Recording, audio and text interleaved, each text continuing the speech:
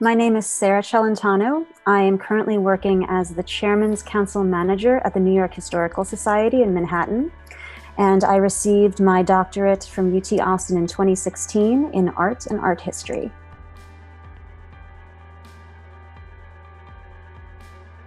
Advice that I wish I had received during my graduate program was, to the extent that you can, say yes to really any kind of group project you can get your hands on.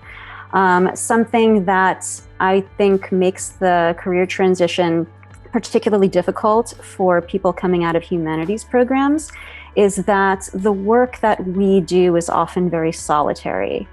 And so the immediate concern that somebody looking at your history would have is that you aren't able to work as part of a team or be a team player. So I would say that take on committee roles if you can, work with other people as much as you can, get that kind of collaborative and organizational work under your belt to show people that you're able to work not only as the solitary scholar in the archive, but also as part of a fully functioning team.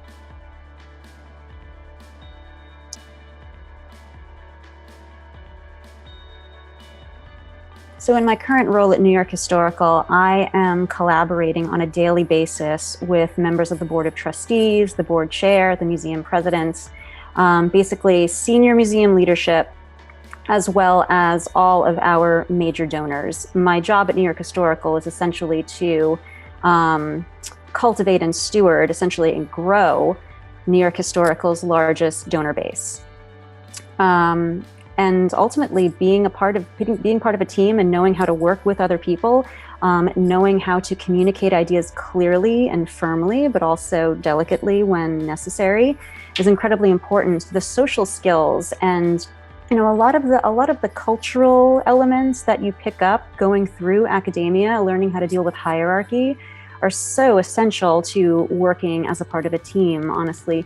Somebody knowing that you're able to have a conversation with, a dean, for example, or a senior professor, and you're able to conduct yourself not only in a way that is personable, but also collegial, that you have the confidence to speak as an equal and to get your ideas across, is so essential to any kind of success in any workplace.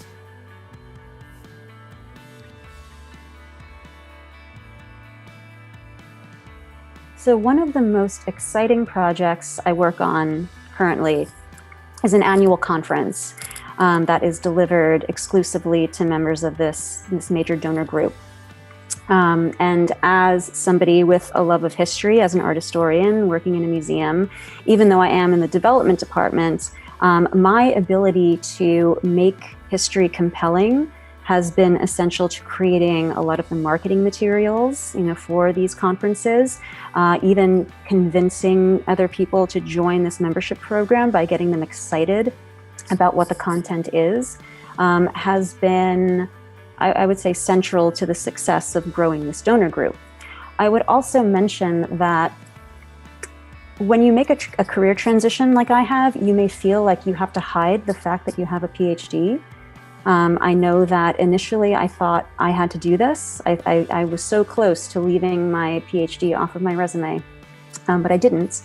I waited it out, and I found a place that actually appreciated the fact that I had this background. And what I came to learn eventually is that the members do too. They enjoy speaking to somebody who they know has a love of history like they do. And who understands the subject matter and can have a conversation with them about it. Something that is so essential to fundraising is the ability to form connections and relationships, and sharing and talking about a shared interest is so important and helpful in that.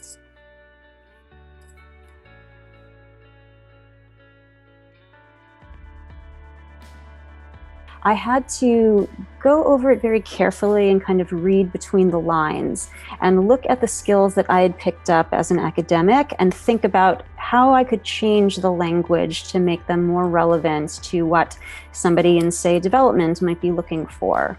And so emphasizing my skills like research, talking about the academic conferences that I had participated in and helped organize actually was very helpful. And this is, I'm going to return to the topic of, saying yes to any, kind of extracurricular group work that you can take on. The committee work that I took on as a graduate student, while also teaching and while completing the dissertation, that committee work was the real reason I think that I was able to get my foot in the door. Doing things like sitting on the graduate student committee of the Medieval Academy of America, being part of the UT Austin Graduate Student Art History Association, and all of the organizational work that I took on as a member of those committees really gave me the hard skills that I was able to include on a resume to be competitive when it came to searching for something outside of academia.